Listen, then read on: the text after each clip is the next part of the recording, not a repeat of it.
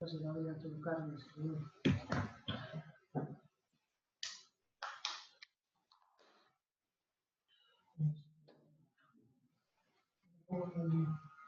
Me altero yo porque no le entiendo nada.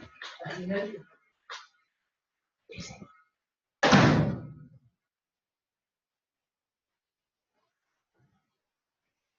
Bueno, vamos a continuar entonces la clase de la clase anterior. Vamos a ver hoy, ahora, física de las comunicaciones. La idea no es dar una clase de física, sino recuperar aquellos conceptos eléctricos que nos permitan, o de electricidad, que nos permitan comprender mejor los fenómenos que se producen cuando queremos transmitir una señal eléctrica a través del canal de comunicación. Si recuerdan, en el modelo de comunicación de Shannon, hay una fuente que genera un mensaje. Ese mensaje era tomado por el transmisor y era convertido en una señal eléctrica. ¿Sí? En consecuencia, este es el motivo por el cual, entonces, como decimos, vamos a tratar de recordar conceptos fundamentales que tienen que ver con la electricidad. Comenzando por el concepto más importante, o la parte que se fundamenta en toda la electricidad, que es el de carga. Sabemos que la materia tiene átomos, y esos átomos tienen partículas que tienen carga eléctrica positiva, como los protones, y carga eléctrica negativa, como los electrones. Asociado a la carga eléctrica está el concepto de campo eléctrico. Campo eléctrico es ese fenómeno que se produce en las adyacencias del espacio que, digamos, circula a una carga eléctrica y que se manifiesta por fuerzas que se producen entre las cargas. Sabemos que cargas con el mismo signo se repelen y cargas con distintos signos se atraen. Está también, además del campo eléctrico, existen los llamados campos magnéticos, que también son campos que están asociados a fuerzas a distancia, y que pueden ser generados por imanes naturales, o como lo investigaron y lo probaron físicos como Ørsted y Faraday, por corrientes que circulan a través de un conductor. Una carga eléctrica que vibra o que oscila genera campos eléctricos y campos magnéticos que oscilan en planos perpendiculares entre sí y que a su vez son perpendiculares a la dirección en que se propaga la onda electromagnética. Esta onda electromagnética es similar, se llaman ondas electromagnéticas transversales, a las ondas que se generan, por ejemplo, cuando tiramos una piedrita en el agua. ¿Sí? Estas ondas electromagnéticas, que son consideradas como ondas senoidales, se desplazan en el vacío a la velocidad de la luz, y están caracterizadas, son ondas periódicas, y están caracterizadas por un periodo, cuya inversa, como sabemos, es la frecuencia, y por una longitud de onda, siendo la longitud de onda el espacio que es recorrido por la onda electromagnética en el tiempo que dura un periodo. Estas ondas electromagnéticas pueden ser conducidas o guiadas, ¿cierto?, a través de un cable, de ahí el nombre de medios guiados, que damos a uno de los tipos de medios de transmisión, como el cable coaxial o el par trenzado, por ejemplo, o se pueden propagar, como dijimos anteriormente, en el aire o en el vacío, y en ese caso se habla de medios de transmisión no guiados, o se habla de medios radiados.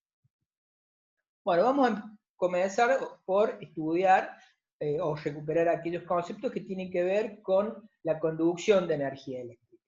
¿Sí? Entonces, para que una carga eléctrica se mueva, ¿sí?, es decir, se convierte en corriente eléctrica, es necesario ejercer una fuerza sobre esa carga.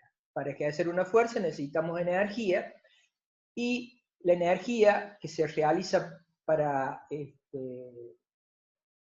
mover la carga eléctrica, o la unidad de carga eléctrica, es lo que llamamos tensión eléctrica. ¿Sí? Si esa energía se mide en Joule y la carga se mide en Coulomb, entonces tenemos una tensión o diferencia de potencial que se mide en voltios. Esa energía puede ser suministrada por distintos medios, uno de ellos es un medio químico, y como ejemplo digamos, de medio químico tenemos una pila. Esa pila, que está ilustrada en la figura, sabemos tiene distintos valores de tensión. El típico de una pila chiquita, digamos, es 1,5 voltios, pero también sabemos que existe, por ejemplo, una pila más grande, como es la batería, que tiene 9 voltios. Cuando nosotros cerremos esa llave, que le hemos llamado SW de switch, ¿cierto? Se va a generar o va a aparecer una tensión eléctrica en la forma de un escalón. O sea, va a pasar de 0 a un valor V, que es el valor que tiene la pila. También podemos considerar a ese escalón como la parte delantera, si se quiere, de un pulso, que es una señal aperiódica, como vimos en la primera parte. Y habíamos dicho también, ¿se acuerdan? Que un tren de pulsos era una señal periódica que estaba compuesto por pulsos que se repetían en forma periódica cada tanto, siendo ese espacio de tiempo lo que llamamos periodo. Ahora bien, cuando cerremos esa llave, ¿qué va a pasar? Si por los extremos de la batería conectamos un conductor y en los otros extremos conectamos una resistencia eléctrica, como por ejemplo, o una carga eléctrica, como por ejemplo podría ser una bombita de luz, ¿cierto? Va a surgir o va a circular lo que se llama una corriente eléctrica. La corriente eléctrica se define como la cantidad de cargas que atraviesan el conductor en la unidad de tiempo. Existe, si la carga se mide en coulomb y el tiempo se mide en segundos, la unidad de medida de la corriente eléctrica es lo que llamamos ampere. Existe una relación dada entre la tensión y la corriente, que está dada por la ley de Ohm, ¿sí? Y esa relación entre tensión y corriente, cuando hablamos de corriente continua, como en este caso, es lo que llamamos resistencia eléctrica, ¿sí? Esa resistencia eléctrica es la oposición, o queda definido como la oposición que ejerce el medio o el conductor al paso de la corriente. Pero ¿de qué depende esa resistencia, ese valor de resistencia eléctrica?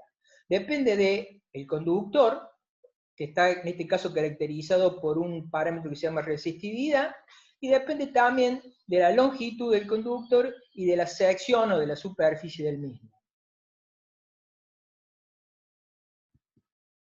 Otra magnitud que está vinculada con las dos definidas anteriormente es la potencia eléctrica, ¿sí? Que es la energía entregada por la unidad de tiempo.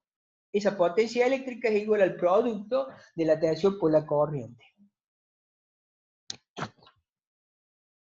Bueno, ahora voy a presentar un modelo eléctrico que podemos, digamos, simular, ¿cierto? Un sistema muy elemental de comunicaciones digitales.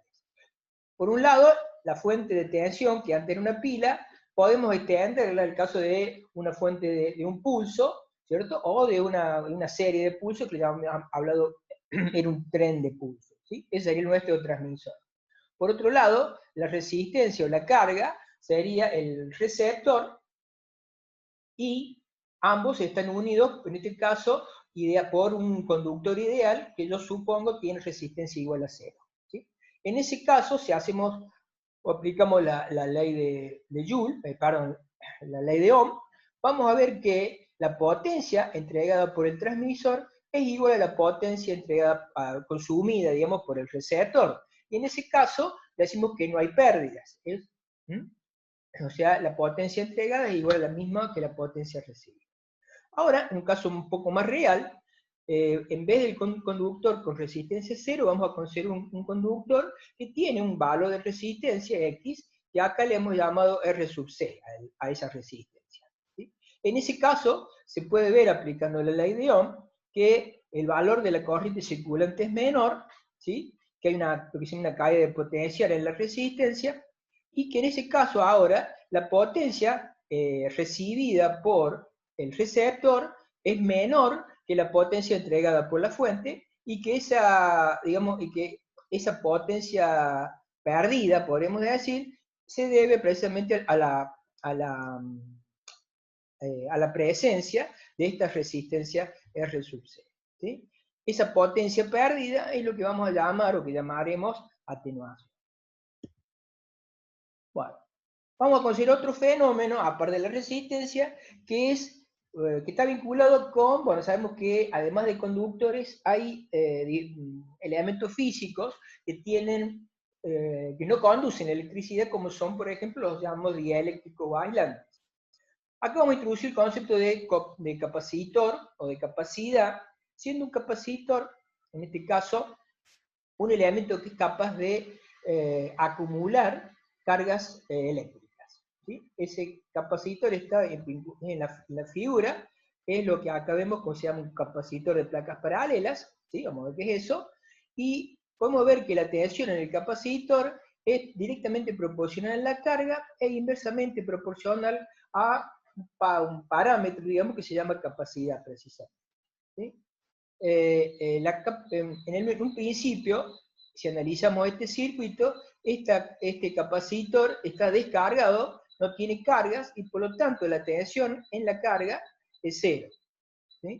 Al cabo de un cierto tiempo, o a medida que pasa el tiempo, el capacitor se va cargando, la corriente, que en un principio máxima va disminuyendo, y como vemos, al irse cargando va aumentando la carga hasta que en un momento se iguala a la tensión de la fuente de energía. Como vemos entonces en la figura tenemos una representación gráfica de la tensión del capacitor en función del tiempo, y vemos que a diferencia en el caso de la resistencia pura, donde la tensión variaba instantáneamente y alcanzaba el valor B en el instante t igual a 0, ahora esa variación se hace de forma exponencial de tal manera que se ha producido un retardo.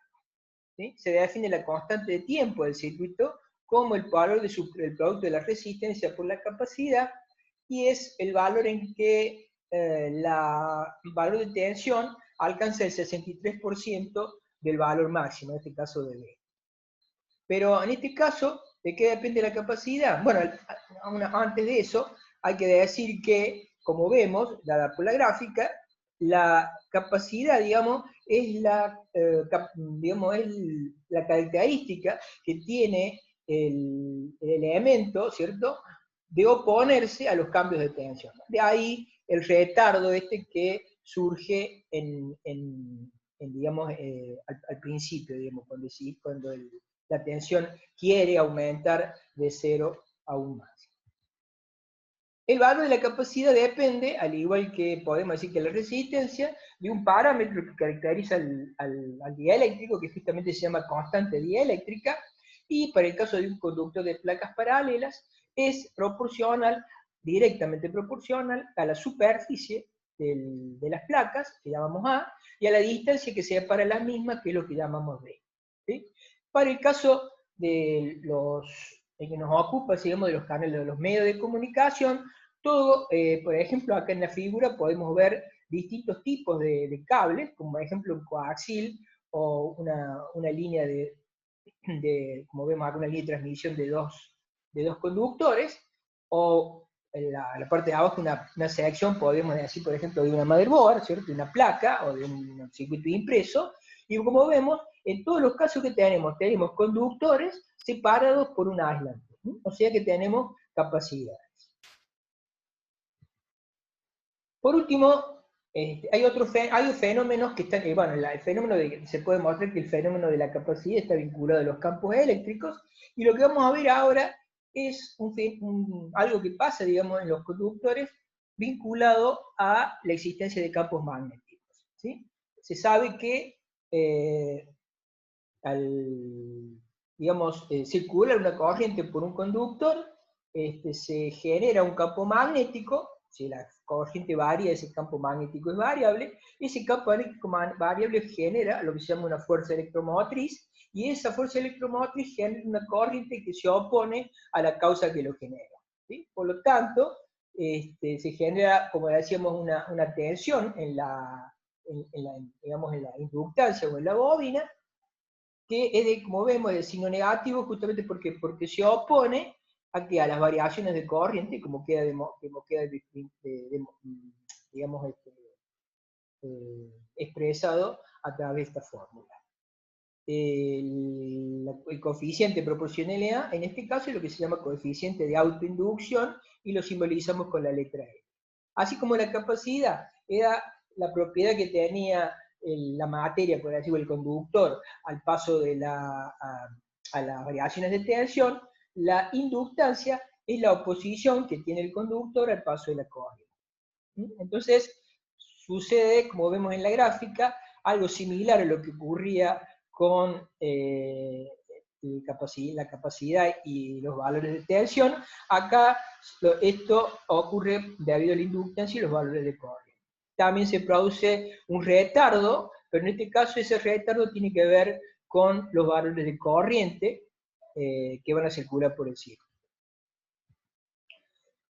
Como ejemplo, bueno, ¿de qué depende la inductancia? Bueno, en el caso que está en la figura, es lo que se llama un solenoide, que está compuesto por espiras concéntricas de material conductor, y se puede mostrar que la autoinducción o el coeficiente de autoinducción depende también de un coeficiente que depende del medio, que es la permeabilidad magnética en este caso, depende del cuadrado del número de espiras, de la sección transversal del solenoide y de la longitud del mismo. Entonces, como conclusión, podemos ver que cuando queremos hacer circular una señal eléctrica, ya sea de tensión o corriente, el medio de transmisión se opone al paso de la corriente, a los cambios de tensión, capacidad, y a los cambios de corriente a través de ese coeficiente de autoinducción. Y que los valores de esos parámetros, R, L y C, dependen del medio de transmisión y de la geometría o forma de los mismos. Bien. Ahora vamos a hacer un análisis, pero vamos a cambiar el análisis, vamos en vez de considerar una fuente de tensión continua, vamos a considerar una fuente de alterna. En este caso, esa fuente de alterna o esa señal de alterna va a ser una señal que va a variar en forma de coseno o seno. Es lo mismo, recuerden que el coseno y el seno simplemente tienen una diferencia de fase de pi sobre 2 o de 90 grados, ¿cierto? Bueno, entonces cuando cerremos la llave, ¿qué va a pasar? Va a circular una corriente eléctrica que en este caso va a, bueno, en este caso, como vemos en la siguiente figura, va a variar, digamos, en forma análoga a la corriente a como lo hace la tensión. Como vemos, parte de cero, suben ambas tensiones, la tensión y la corriente, llegan a un máximo, bajan, pasan por cero, bajan por un bajo negativo, vuelven a subir, ¿sí? Entonces, decimos que la corriente y la tensión se encuentran en fase. Como hemos visto en la primera clase, las senos y los cosenos a través de la fórmula de Euler pueden ser expresadas por exponenciales, y estas exponenciales están vinculadas con los fasores, o se pueden representar por fasores, que eran magnitudes complejas. ¿Sí? En la parte de abajo de la figura podemos ver dos fasores, como dos vectores, que están sobre la misma línea, digamos, sobre la misma recta. Por eso se dice que están en fase. Y en el caso, los fasores en estos casos están representados, ¿cierto?, por sus valores máximos, digamos, ¿cierto?, por los valores picos que serían de la tensión y de la corriente, que hemos llamado I sub R y B sub R. A diferencia, digamos, de cuando teníamos tensión y corriente continua, en este caso tenemos que hablar de una potencia instantánea, porque los valores de tensión y corriente cambian, digamos, en forma continua con el tiempo. Entonces, definimos lo que es la potencia instantánea como el producto de los valores instantáneos de tensión y corriente. Podemos calcular, siendo las señales periódicas, lo que se llama la potencia media, que es la integral de la potencia en un periodo. Si la potencia, si la resistencia eléctrica la hacemos unitaria, tenemos lo que se llama potencia normalizada, donde vemos que es proporcional al cuadrado de la tensión. ¿Sí? Este es un valor importante, recuerden este concepto de que la potencia varía en forma proporcional al cuadrado de la tensión. ¿Sí? Si la tensión es senoidal, se puede demostrar que la potencia es igual al producto máximo de los valores de tensión y corriente dividido 2, y se define un valor, que es el llamado valor eficaz o valor de RMS de tensión, que es igual a la tensión máxima dividido raíz de 2, o lo que es lo mismo 0,0707 del valor máximo de tensión. ¿Sí? Esto es lo que mide un tester cuando decimos que mide 220 volts. Bueno, finalmente no, perdón, podemos tener también cargas inductivas. Cuando tenemos cargas inductivas, ¿qué va a pasar? ¿Se acuerdan? La inducción era aquel elemento que decía es el circuito que daba cuenta de de la oposición al cambio de la corriente. En consecuencia, al tener con inducción, vemos que, o decimos que, lo vemos en la gráfica, decimos que la corriente está desfasada y está tasada respecto de la tensión, como vemos. En el caso de los fasores, podemos ver que hay una diferencia de pi sobre 2 de 90 grados entre tensión y corriente, y vemos que la corriente atrasa respecto de la tensión. En el caso capacitivo ocurre un fenómeno inverso, podríamos decir. ¿Se acuerdan que la capacidad era una oposición o se oponía, digamos, a los cambios de tensión? Y en estos casos entonces decimos que corriente y tensión están desfasados, y en este caso la corriente adelanta respecto de la tensión, ¿sí? Esto lo pueden ver en la gráfica respecto de los fasores. El fasor, digamos, de corriente, decimos está adelantado respecto del fasor de la tensión en 90 grados o pi sobre 2. Si tomamos los tres elementos juntos, o los tres fenómenos juntos, resistencia, capacidad e inductancia, se define la relación entre tensión y corriente en el circuito como impedancia. La impedancia, como ven, es un valor complejo, tiene en cuenta estos tres factores, y además tiene en cuenta la frecuencia, que la vemos en la fórmula, bajo la fórmula de, ¿se acuerdan? Velocidad angular o frecuencia angular, que es igual a 2pi por la frecuencia, siendo la frecuencia la inversa del P. Bien, acá vamos a agregar un poco una cosa más. Todo lo que hemos visto hasta este momento es un modelo, ¿cierto? Físico-matemático, matemático en realidad, que hemos utilizado para describir fenómenos físicos, y existe un modelo un poco más detallado, podríamos decir, o modelo distinto, por así decir, que simboliza, o digamos que representa un tramo, digamos, un conductor, cuando la longitud de onda, ¿cierto?, es mucho menor que la longitud del cable, ¿sí? Este que vemos en la figura, donde vemos la resistencia, la inductancia, la capacidad, para la resistencia, la inductancia, la capacidad, lo que llamamos conductancia, que representa las pérdidas del dieléctrico del capacitor. Son todos valores por unidad de longitud, y L es la longitud precisamente del conductor.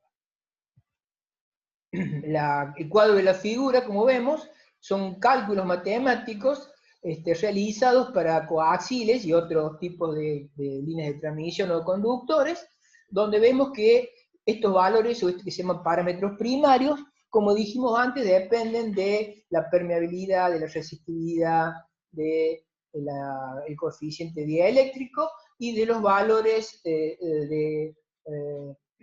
geométricos, digamos, de los conductores, como son estos A, B, D o de mayúscula o de minúscula. Y como ven, son valores por unidad de longitud.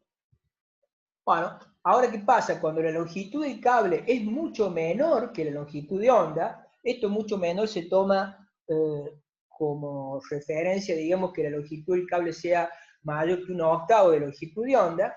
El modelo propuesto difiere del anterior, que se llamaba de constantes concentradas, y se pasa a lo que se llama un modelo de constantes distribuidas, donde en este caso las longitudes, como ven, ¿cierto?, son diferenciales. Entonces, entramos acá en un análisis donde intervienen ya ecuaciones diferenciales, y hay que resolver para encontrar lo que se llama parámetros secundarios de los circuitos de estas líneas de transmisión. Hay que entrar, digamos, como decimos, a hacer, resolver, digamos, por ejemplo, algo que se llama la ecuación de la onda. Esto, bueno, lleva, o tiene como consecuencia, que vamos a tener que tener en cuenta fenómenos de propagación de las ondas electromagnéticas, como por ejemplo son la refracción, ¿cierto? Por ejemplo, la refracción de la luz. Saben que la luz es una onda electromagnética de muy alta frecuencia. Bueno, hay un parámetro secundario que es que llamamos impedancia característica, que es la impedancia que tiene una línea de transmisión de longitud infinita, y que, como ven, depende justamente de estos valores anteriormente mencionados. y que es importante porque hay un teorema que se llama el teorema de máxima transferencia de potencia, que nos dice que para que exista máxima transferencia de potencia entre la fuente y la carga, ¿cierto?, de un circuito eléctrico, el medio de, digamos, si el conductor está caracterizado por una impedancia característica Z0, el valor de la impedancia de la impedancia de la carga y el valor de la impedancia de la fuente tiene que tener el mismo valor. O sea, Z sub G tiene que ser igual a Z0 y Z0 tiene que ser igual a Z. Si no ocurre esto, ¿cierto? ¿Qué pasa? Parte de la energía que llega, o de la energía que llega a la carga, se vuelve, o sea, no se consume totalmente en la carga y se vuelve hacia la fuente. ¿Sí? Bien. Bueno, les dejo acá por último unos links que son algunos videos, unos videos que están, me parece a mí, que son bastante buenos, son muy gráficos, y creo que les pueden aclarar muchas de las cosas que hemos dicho ahora tan rápidamente. Y ya los dejo con un dato adicional, que es lo que es que tiene que ver, digamos, con los sistemas eléctricos, y es que muchas veces la energía eléctrica suministrada por EPEC, por ejemplo, se corta, y en ese caso, si nosotros queremos que nuestros equipos de comunicaciones sigan funcionando, los tenemos que alimentar por una fuente de energía auxiliar, que es lo que se conoce como UPS. Esta UPS lo que tiene es un circuito alternativo digamos, que tiene básicamente un conjunto de baterías. Esas baterías lo que hacen, a través de lo que se llama un inversor, es generar una tensión o corrientes eléctricas similares a las entregadas, digamos, por EP. Tiene un circuito de control, ¿cierto?, que lo que hace es conmutar automáticamente, está censando la tensión de línea, que se llama, los 220 de entre EP, y cuando esto se corta, ese circuito de control conmuta una llave que inmediatamente, podríamos decir, en un tiempo muy, muy breve, conmuta hacia el circuito auxiliar de potencia y permite que nuestros equipos sigan funcionando. Bueno, esto es todo por hoy y nos veremos la próxima clase.